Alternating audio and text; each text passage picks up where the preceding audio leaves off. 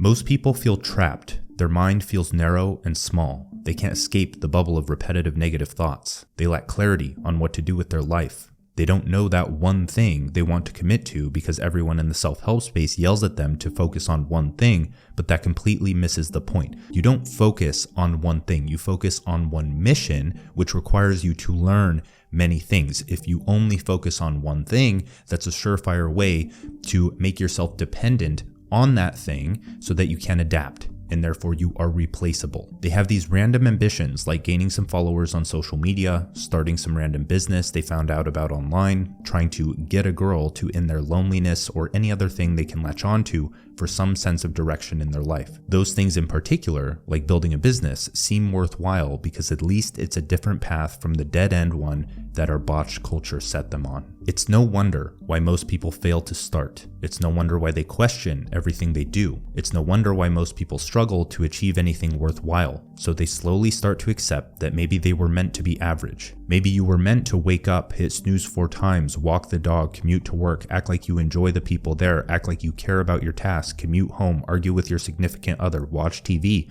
pass out, repeat. But there's something missing. You're trying to achieve freedom with a mind that was conditioned to be a servant. That's like trying to put a square block in a circular hole. It will never work.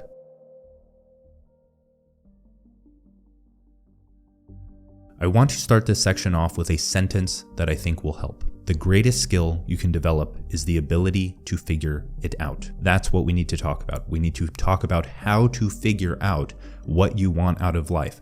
And I can guarantee you right now that it doesn't come from someone else, even me, telling you what you should do. Why is that? It's because humans are natural generalists. Humans build tools to adapt to different niches and environments. Animals, on the other hand, like lions in the Sahara or polar bears in Alaska, wouldn't survive if they were thrown into a different niche. And this extends beyond physical tools. Humans invented mental tools like language, culture, religion, and stories so they could build, adapt, and acquire the skills and knowledge necessary to adapt to any niche. This is the ability that makes us unique. This is the ability that most people have lost. You see, as children, we love to adventure, we love to discover, we love to figure things out, we make mistakes and learn from them, we touch fire. But then our learning stops being about real mistakes. It starts being about the traits our parents and teachers dislike in us, the traits they find annoying or uncivilized, the traits they don't think will lead to the version of success they were conditioned to believe is the only one true path, and they haven't opened their mind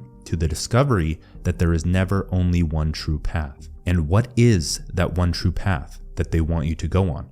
It's the reason you feel so lost, overwhelmed, anxious, confused, and the rest. Your parents didn't teach you the singular trait that we are going to go over that allows you to figure out what you want. The world changes. Things change. You being conditioned with the mind of your parents who lived in the last generation and probably didn't, if they aren't in the top 1%, then they probably don't have a mind that got even results in their generation. So you're listening to them tell you something that they think will bring success in their generation, not ours. So you feel lost and overwhelmed because you have no idea what to do. You're doing these things and you don't see what could come of them because you know better. You're the one that's learning things online. You're the one that's studying these different books and expanding your mind. And you're trying to battle against this 18 years of code being wired into your brain, and that's painful. The path that was supposed to be safe and secure was the complete opposite. You were plopped in front of a government-trained expert, trained by government-trained experts who are clearly not doing what you want to do in life for 6 hours each day, being told what to learn and how to act while constantly being prodded toward the status symbol of a job and degree. And if you understand how the mind works, you understand that the goals that compose your worldview, which are fancy degrees and high-paying jobs for most people, determine your mind's potential development and freedom. You were trained to be a specialist. You were solely focused on becoming a doctor, lawyer, artist, designer, engineer, or any other self-limiting identity that shaped what you were able to perceive and learn. You failed to develop agency. You failed to explore, make mistakes, discover, and build by your own desire, not someone else's. You failed to develop the singular trait of a free individual. Because in the past, free men, or just free people in general, were expected to act on their own interest. They were expected to do what they want, explore new places, navigate the world, discover new things. And in order to do that, they had to learn many things. If you're so focused on learning one skill or getting one degree or going to one job, by definition, you limit how much you can learn. You are only learning within this narrow little box, and your mind becomes that. And you're not giving yourself enough credit for your ability to learn more things. You can actually do this, but you just spend your days doing anything aside from that because you only have one goal, a specialist goal of getting the job, getting the degree, learning one skill, learning one specific thing, when your mind can do so much more than that. I mean, your mind is able to render reality. It's the fastest supercomputer in the world. The thing with this is that the greatest designers or the greatest artists or the greatest writers were only great because they had experience in other domains, not because they went to some high status school and somehow studied the curriculum that everyone else is going through better than them. When you're studying the same thing as everyone else, you may be able to have different insights, but you're still studying the same things as everyone else. What makes a great designer is not how well they understand Photoshop. Think about that. A free individual is the opposite of a government-trained specialist or someone who is viewed as a machine for labor, a useful worker, or a slave. The thing with this, when I mention this in previous videos, is that not everyone, I would say maybe 1% of people get upset because they close their mind. They're proving my point when I say they are these things. But the thing here is that I'm no different.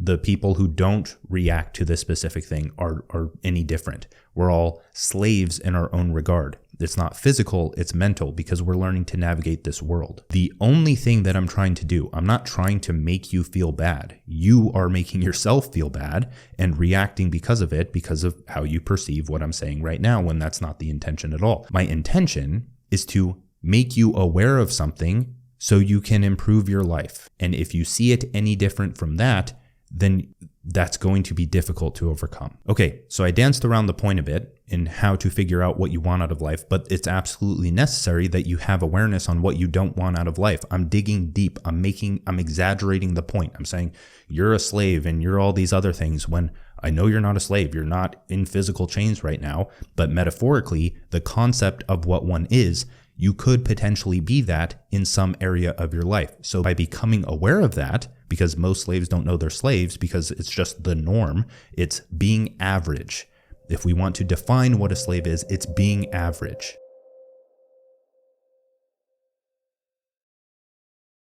Now that you're aware of that and what you don't want to be average, simple as that, and you're aware of all of the many negative ramifications that come along with that, now we can start moving in a better direction, because you need to move away from something in order to move towards something. So I'll start this with another sentence to help frame what we're going to talk about. The greatest mistake is not making mistakes, because the thing is, you're different. You're aware of this. You're observant, maybe a bit quiet, afraid to speak your mind because they won't listen anyway. But that silence is killing you. You tried to fit in. You tried to trust others with your future. You tried to demonize money, success, and the rest because people told you that you don't need it to live a good life, but you need to build, because that's how you contribute to others, connect to something greater than yourself, and embark on a unique journey that brings an end to robotic living, because you have the money to remove your dependency from that robotic living. We'll talk about this in another video, and I've talked about it in past videos, but money wasn't a necessity to go out and explore and discover new things in the past. It still isn't in many regards today, but it is a multiplier. It is a catalyst for being able to discover, build, explore, make mistakes, connect to something bigger than yourself, contribute to others. Money is simply a piece of paper. It has the meaning that you assign to it. And many people who assign this negative thing because they lack an understanding or awareness of how the world works, then again, they become the S word to that thing. A good way to test whether or not you are an S word to money is when I mention money, or that it can be good, do you have a reaction to it? Why does a word like money have so much control over your mind? But the thing with all of this is that you're still looking for that one true path. And I'm here to tell you that there isn't one. If there was, we would have found it by now, and everyone would be rich, happy, and healthy. But that's not how reality works. Things will never always be happy Why? Because happy doesn't make sense without sad. A hand doesn't exist without an arm. The physical, biological, mental, and spiritual planes all contain this pattern. One thing cannot exist without the other. When you go on vacation for say 2 to 3 weeks, eventually it becomes normal to you. It starts to become boring. It starts to become everyday life. You aren't discovering anything new. You go to the vacation and you get all this dopamine because you're like, wow, this is a new place. Oh, that's beautiful. But then once you're there for 3 weeks, it's just like if you were back home, but now you don't have anything to do. You don't have any work or business or purpose or project to focus on because you're on vacation. And so now when it gets normal, you just want to go back to work. You want to go back to your normal life. You want to do something, anything that allows you to explore and discover. Since you're on vacation and it's become normal, you miss out on that. And so now you want to go home, but since you've already tapped that out of the vacation, now you want to go home so you can experience something relatively new. But then if you don't focus, you're going to be searching for that discovery and exploration that your mind craves inside of your phone or on social media or by scrolling or with video games or with Netflix at night or any of this other novelty that you can find at the click of a button and get that short-term dopamine hit that slowly makes it so you stay the same. You feel like you're discovering things, but you stay the same. And if you understand entropy, you understand that you aren't staying the same. You are slowly decaying into chaos. All of this is leading up to say one thing. You aren't where you want to be because you're afraid of making mistakes. And I cannot express that enough. If there were one single sentence from which to orient your life, it would be that. Mistakes are nature's compass. If happiness can't exist without sadness, success can't exist without failure. It's a universal law, a pattern of reality, a phenomenon that has been around since the first sign of life because something can exist without nothing. You can make mistakes on the conventional path, schools and jobs, but you are still working towards a narrow goal. The mistakes don't lead toward a new, better path. They simply lead you to feeling sorry for yourself. When you decide to be free and reject the goals assigned to you at birth that made you think small and trapped you in this negative bubble of thoughts, your mistakes are your light in the dark, but you don't know what you want. That's the problem. You don't realize that you will never know what you want. It's in the future. It doesn't exist. It's imaginary. Life changes. What you want now could and will absolutely be different tomorrow, the next day, and the next decade. But you'll never embark on this process of refinement and purification because you can't seem to allow yourself to fail. Failure and mistakes are the process of refinement and purification of your character. What you want out of life becomes more clear when you realize what you don't want out of life and work in the other direction. Since you haven't made any mistakes on your own path, it's obvious why you don't know what you want out of life. So my advice is to do what you want without permission from someone else. That's agency. Go to the party, get drunk, start the business, scroll on your phone all night, do whatever your little heart desires. Seriously, because denying those desires is only going to bind you to them. But here's the catch. You need to be able to realize when those things are a mistake. Getting drunk every night isn't a mistake if you don't have meaningful responsibilities to wake up to every morning. It's not hurting your ability to achieve the goal. Managing parties and alcohol or other vices becomes a lot easier when it impacts something more important than parties and alcohol. Since something like your schooling and jobs aren't more important than those things, then you don't care to go out, get drunk, get messed up, come back in the morning, feel like crap, go to the job because you don't care how you perform on that thing. If you do that, then you are not happy in your job because it's not important to you. I don't care how much you justify to yourself of, I just like the structure of a job or I like this. If you're doing all of these things around the job that impact your performance at the job, I'm assuming that you don't have anything to pour energy into, and per psychology, per almost any text you could read on this topic, you are not fulfilled because you haven't invested into something. You haven't poured your heart and soul into something so that it becomes your purpose, so that you are passionate about it, so that you don't want to do this partying, drinking, playing video games, ruining your health because you don't want to impact your performance on that one thing because that's the source of your fulfillment and happiness. You need your own goals to pursue. not ones that were assigned to you. If you don't create a purpose, you will be assigned one. And you can only create those goals and not be susceptible to other goals or purposes that are trying to be assigned to you by society at every waking second. You need to get absolutely fed up with where you are and reject everything that you thought was true. You need to start from scratch.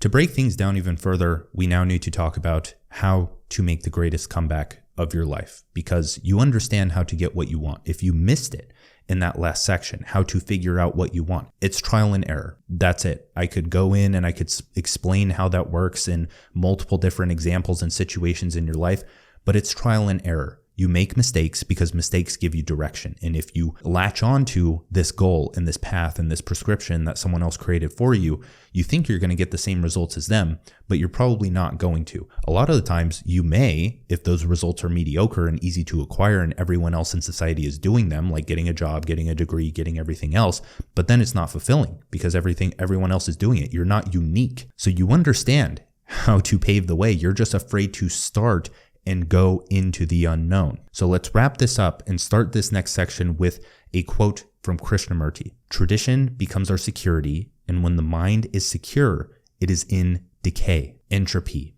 When it's secure, when it's stable, when you think you're just staying the same or you're just chilling, you're not. You're in decay, and it's very slow. So it's like going on the vacation.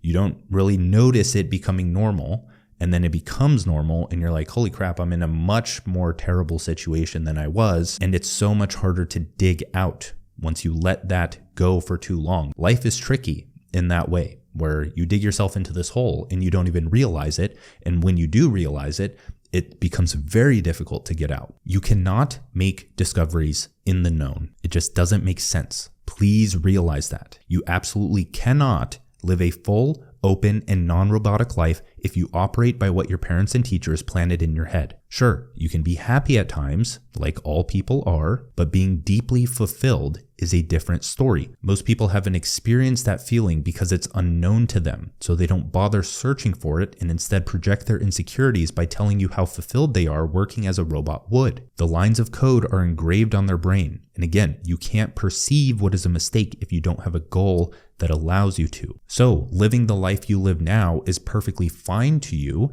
until you finally set and cultivate a new goal. You develop a reason behind it. You understand what you don't want out of life, set the goal, and now you have a frame from which to operate from so that you can fix the mistakes in your lifestyle. You must launch into the unknown, feel as if you are drowning, and learn how to swim. That is how you learn anything, and that is why most people learn nothing. They would rather jump off the deep end, complain about how hard it is, as if it were supposed to be any other way, or as if something that is hard is bad or negative rather than reality itself, and then blame anyone but themselves for their inability to do anything without it being given to them. So what do you do? How do you learn? How do you make the greatest comeback of your life?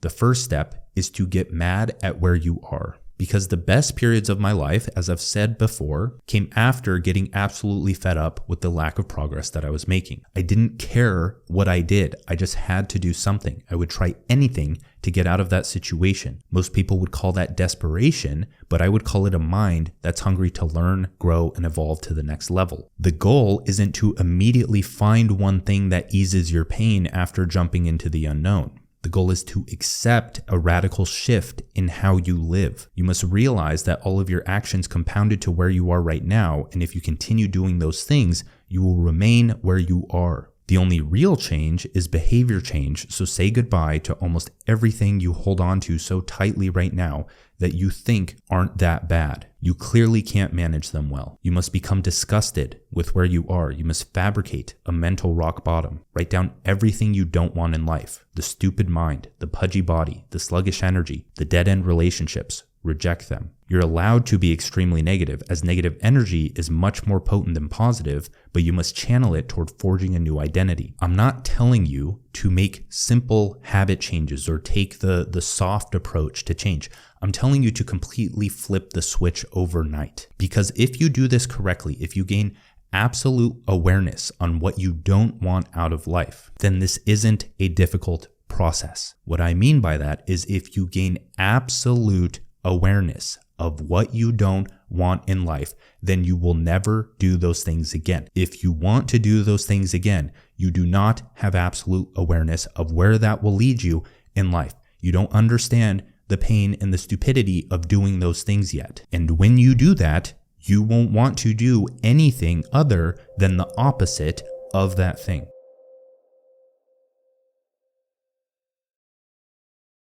When you reach that point through contemplation and really understanding what you don't want in life, you disappear for 3 months minimum. In other words, you cut off all of the anchors that are holding you in the situation that you're in. Because with this, if you don't have a vision, you are lost. The negative energy has nowhere to go, so it gets trapped and wreaks havoc in your mind. Psychic entropy. If you don't have a meaningful path, system, or goal to invest that energy into, you decay. But a vision doesn't start out clear. It starts as an educated guess. You won't be confident in it. I think I want to try this business. I think I want to read this book. And that's all it takes to begin reprogramming your mind in a positive direction by redirecting energy toward a better life. Now, if you want to map these things out, you want to write down what you don't want out of life, what you want out of life, and then be able to break it down into weekly goals and priority tasks on what you're supposed to do. If you join the newsletter, there is a document. I'll actually just link the document as well that you can download to duplicate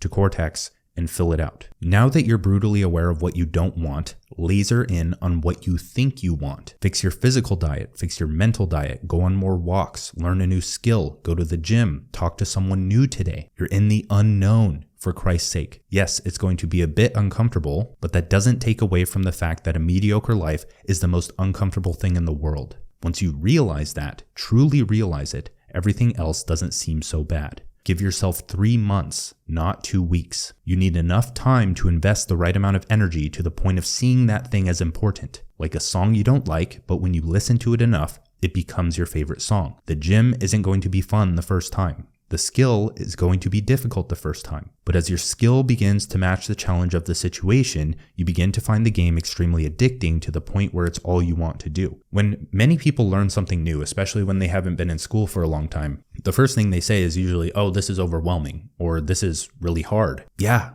it is. You're learning something. It's something that you don't know. It's in the unknown. It's scary. It's dark. You don't know what's going on. Overwhelm and struggle and mistakes and all of these other things are signals that you're moving in the right direction. It's a signal that you're moving toward a better life and not staying in the comfortable life. If it were comfortable, it wouldn't be worth doing. It wouldn't be a challenge. It wouldn't push you to grow.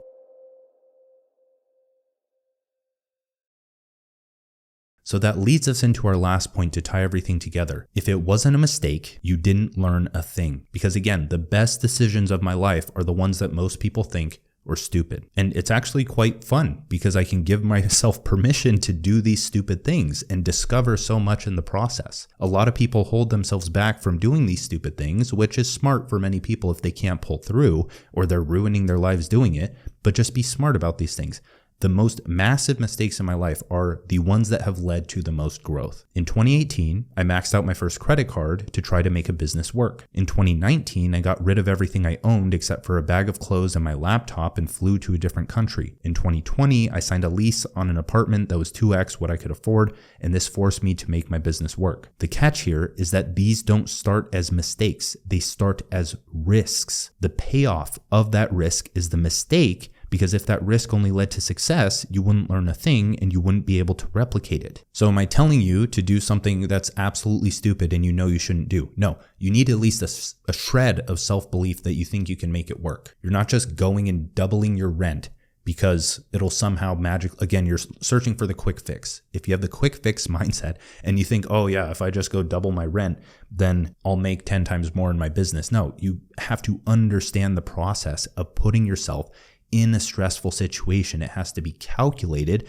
to the point where you know that you don't have any other option but success. So why does this work? Why does this work if you have things right and you aren't just doing it for the quick fix? Reason one is that goldfish grow to fit the tank you put them in. But if you keep them in a small bowl, they never grow. The same is true for your mind. Reason number 2 is Parkinson's law. Work expands so as to fill the time allotted for completion. But when you launch yourself into the unknown, you threaten your survival and you have less time to become a success. Reason number 3 is the theme of going full circle. So imagine a straight line with black on one end and white on the other end, blended in between with a gradient. So it's a black to white gradient on a line. Now, if you connect the two ends so it forms a circle, there's an instant flip from black to white. A joke that's so unfunny that it becomes funny. Someone who is so dumb, they become insightful. Someone who is in so much pain that they have no option but to find enjoyment. This is a universal pattern. Leverage it, and there's a psychology behind it. By setting a challenging goal that deep down you know you can achieve, you create a real deadline which eliminates distractions. It leverages your survival instincts to quickly learn what's necessary to stay alive, so your mind focuses on only the important things. So, what do you do? 1. Feel into your situation. Become brutally aware of the life you don't want to live. Let your mind simmer with negativity. 2. Launch into the unknown. Make a stupid decision. Force yourself to pursue the dream you've been putting off. Sink or swim, and understand that you can learn how to swim. 3 is learn and build like a mad scientist. Perform emotional alchemy with the stress, pain, and overwhelm. Channel everything into that one meaningful goal. Study and learn while your mind is primed to store all relevant information. You'll make it through. Thank you for watching. Like, subscribe. Links in the description if you want to learn a high income skill like digital writing, or if you just want a starting point for all of these things. But if you grab a course, or you grab my book, or you grab Cortex, or whatever it is, build the project. Start building the project. Supplement with the education. Don't just go through the course and then forget about it like everyone does. That's it. Thank you for watching. Bye.